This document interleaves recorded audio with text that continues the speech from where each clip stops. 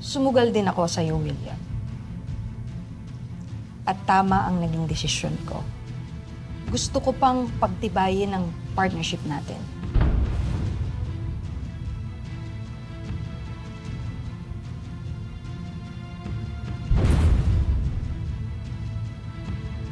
Hindi lang sa negosyo, kundi pati sa tunay na buhay. Gusto kitang makasama. Rebecca, marami pang komplikasyon ngayon. Natatakot ka ba, William? Tuduwag ka ba?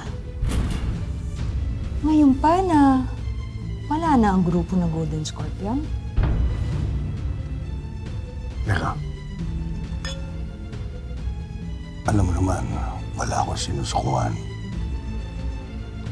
Pero pinabilib mo ako, ha?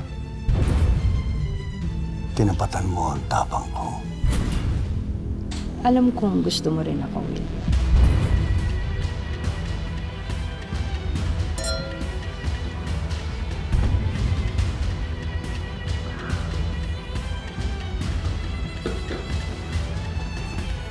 Tuloy na natin ito.